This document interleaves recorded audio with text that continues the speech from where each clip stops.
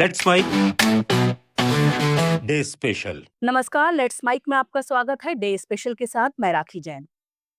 आज बात उस डिजिटल भाषा की जिसने पूरी दुनिया को एक इशारे में जोड़ दिया, यानी इमोजी। आज 17 जुलाई है, विश्व इमोजी दिवस। कभी सोचा है अगर इमोजी ना होते तो हमारी ऑनलाइन दुनिया कितनी बेरंग होती। हर दिन हर चैट में इमोजी अब एक भावनात्मक पुल बन गए हैं। कभी हंसी, कभी गुस्सा, कभी तंज और कभी प्यार। सब कुछ सेकंड में कह जाते हैं। लेकिन ये छोटा सा चेहरा, ये उंगलियों की हल्की थाप असल में है एक ग्लोबल लैंग्वेज। विश्व इमोजी दिवस पहली बार 2014 में जेरेमी बर्ज नाम के एक शख्स ने मनाया। वो इमोजीपीडिया नाम की वेबसाइट के संस्थापक हैं। 17 जुलाई को ही एप्पल के कैलेंडर इमोजी में तारीख दिखती है, तो उन्होंने इसे इमोजी का प्रतीक मानते हुए ये दिन तय कर दिया। तब से हर साल 17 जुलाई को इस अनोखी भाषा का उत्सव मनाया जाता है। इमोजी शब्द जापानी भाषा से आया है। ई मतलब चित्र और मोजी यानी अक्षर या चरित्र। इसका आविष्कार 1999 में जापानी इंजीनियर शिगेताका कुरिटा ने किया था। उन्होंने जापानी मोबाइल कंपनी एनटीटी डोकोमो के लिए 176 इमोजी बनाए थे, जिनमें मौसम, ट्रैफिक, खाने पीने और भावनाओं को दर्शाने वाले चिन्ह शामिल थे। इनमें बादल, बर्फ, छतरी से लेकर दिल, मुस्कान और रोना सब था। 2010 में इन इमोजी को यूनिकोड स्टैंडर्ड में शामिल किया गया और फिर एप्पल ने इन्हें अपने आईफोन में डालकर पूरी दुनिया में लोकप्रिय बना दिया। आज ये हमारी डिजिटल भाषा का स्थायी हिस्सा बन चुके हैं। आज हर दिन दुनिया भर में 6 अरब से ज्यादा इमोजी भेजे जाते हैं। व्हाट्सएप, इंस्टाग्राम, फेसबुक, ट्विटर, हर जगह इमोजी हमारी बातों का रंग है। और ये सिर्फ भारत या अमेरिका तक नहीं, पूरी दुनिया में हर भाषा के पार, हर पीढ़ी के साथ है। किसी को आई लव यू लिखने से ज्यादा असर दिल वाला इमोजी छोड़ने से होता है। कभी कभी हम कुछ कहते नहीं, बस आंखों में आंसू लिए इमोजी भेज देते हैं और सामने वाला सब समझ जाता है। लेकिन क्या सब सही समझते हैं? यहाँ आती है गलतफहमी की दुनिया। हम समझते हैं कि सामने वाले को हमारी भावनाएं सही सही समझ आ रही हैं, पर असल में कई बार अर्थ का अनर्थ हो जाता है। उदाहरण के तौर पर प्लीडिंग फेस को लोग रोने का संकेत मानते हैं, जबकि ये प्लीज या मिन्नत जताने का भाव है। आंखें ऊपर का झुंझलाहट दिखाने वाली इमोजी को लोग दुख या हैरानी मान लेते हैं। स्माइली जीभ बाहर का मतलब है स्वादिष्ट, लेकिन लोग इसे चिढ़ाने वाला समझ बैठते हैं।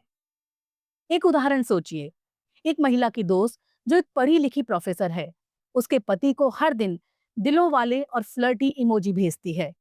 ऐसा करना कभी कभी दाम्पत्य में शक, दूरी और तनाव का कारण बन सकता है। ऐसा नहीं कि उसका इरादा गलत था, लेकिन इमोजी का गलत चयन और अति आत्मीयता का प्रदर्शन किसी की जिंदगी में तूफान ला सकता है।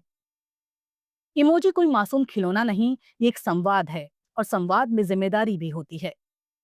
इमोजी और इमोजिटिकॉन में फर्क है।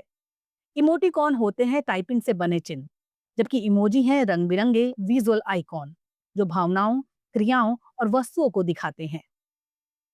कई बार शिकायतें आई कि इमोजी केवल गोरी त्वचा, पुरुष पात्रों या मुख्यधारा संस्कृति को ही दिखाते हैं। इसके बाद यूनिकोड ने स्किन टोन विकल्प, एलजीबीटीक्यू प्लस समुदाय और विकलांगता को दर्शाने वाले इमोजी जोड़ने शुरू किए। आज इमोजी ज्यादा समावेशी हैं, लेकिन सुधार की गुंजाइश अभी भी है। कुछ भाषाविद मानते हैं कि इमोजी एलओएल या ओएमजी जैसी नेट भाषा को खत्म कर रही है और शब्दों की जगह ले रही है। कुछ विशेषज्ञों का मानना है कि इमोजी व्यापारिक और औपचारिक संवाद में नहीं आने चाहिए, क्योंकि इससे पेशेवर संदेशों की गंभीरता कम हो सकती है। 2014 में द अटलांटिक में एक लेख छपा, जिसमें बताया गया कि 1648 की कविता में स्माइली जैसा प्रतीक मिला था। अगर ये सच है तो इमोजी का इतिहास 4 सदियों पुराना हो सकता है, लेकिन वर्तमान में इन्हें पहचान और मान्यता 1999 के बाद ही मिली। इमोजी एक सांस्कृतिक, तकनीकी और भावनात्मक क्रांति है, जहां एक छोटा सा चेहरा, एक छोटी सी दिल की आकृति हमारी पूरी भावनाओं की कहानी कह देती है।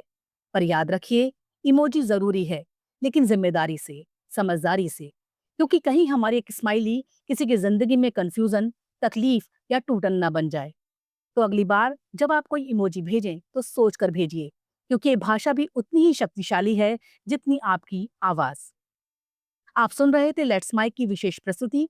इस पर आपकी राय का रहेगा इंतजार। लेट्स माइक के कमेंट बॉक्स में जरूर बताइएगा। आप सब लीक से हटकर बनाए गए हमारे कार्यक्रम पसंद करते हैं, इसके लिए आपका दिल से आभार। चैनल को लाइक और सब्सक्राइब जरूर करिए और जुड़े रहिए लेट्स माइक के साथ। नमस्कार। आप सुन रहे थे Let's Mic more than radio. Follow कीजिए हमें हमारे सोशल मीडिया प्लेटफॉर्म्स पर। It's time for news. It's time for More Than Radio. Presenting the first radio news app, Let's Mic. Let's Mic, a news-based app on your phone where you get to watch and listen news, talk shows, interviews, radio show podcasts. On Let's Mic, you get all relevant information of TV, print, radio, podcast,